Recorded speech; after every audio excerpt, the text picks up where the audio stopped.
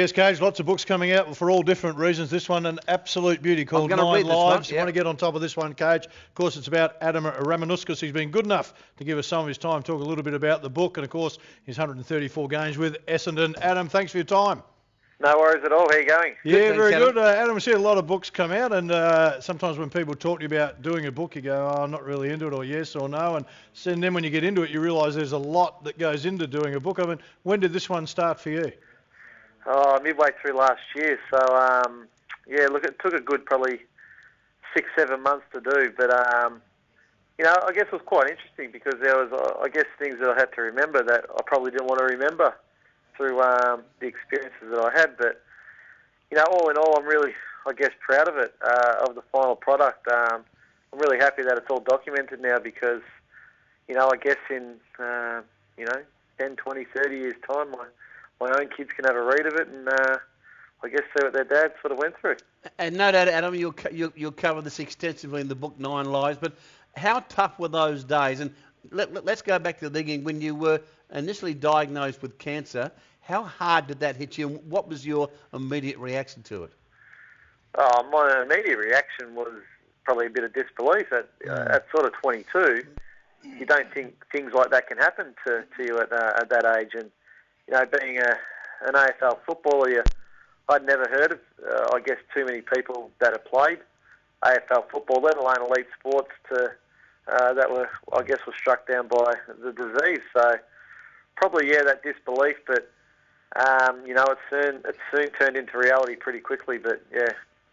Adam, did you? I mean, you obviously have to tell people that you've got it.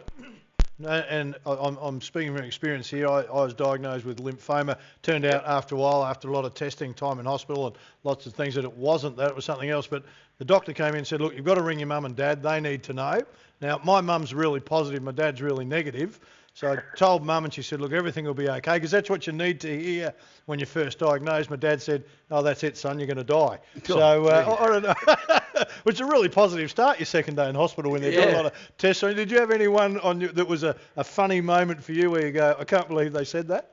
Well, my mum's an absolute warrior. So she, and I mean warrior as in she worries all the time about everything. If she had her way, she'd ring me 4 or 5 times a day. But and that's what mums are about, though, Adam. That's what mums are about. But yeah, I think she quickly learned that was the last thing I needed. And Dad's sort of pretty quiet.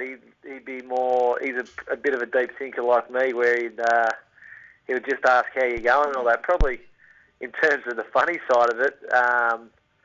A few of the boys at the footy club said, oh, well, you're losing your hair anyway, so the chemo's really not going to matter, so just go and get the treatment done. So thanks very much. But yeah, that was, I guess, the beauty of being involved in a footy club. That was a bit of my sanctuary away from, I guess, all the treatments and oncology wards that I was sitting in, that I could go there and feel normal again with the boys. Yeah, Mark Harvey and you form a stronger bond than you had through this period as well?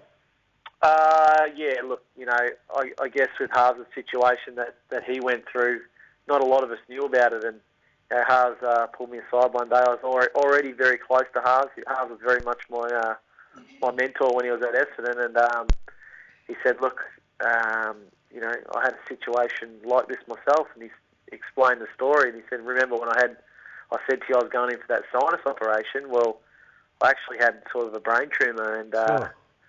And it turned out that we had the same surgeon at Royal Melbourne Hospital. So, you know, it brought us closer together again. And you know, his stories, it's amazing what sort of he went through and the symptoms that he had. Exactly. Can I ask you, Adam, what positive role did the Essendon Football Club, who you were playing with at the time, play through this tough time for you? Oh, and that's unquestioned, that role that they played for me. It was, as I said, throughout the day or whenever I was having treatment, I really felt like everything was just sort of building up. But then you go to the footy club. Yeah, look, people were worried and they'd ask me a few questions, but it was just a real sanctuary for me where I could go there and I'd feel like I was part of the team, and I'd feel like I was actually doing something and achieving something still, whereas probably if I hadn't had that, I would have just, I guess, wandered through the day and done nothing with my time, really. I would have had my treatment and done what I had to, and then probably went home and sat on the couch and probably Felt sorry for yourself. Yeah, sooked and moaned and all that, but that was the last thing I wanted to do. I wanted to be active and continue to try and lead the life that I wanted to lead.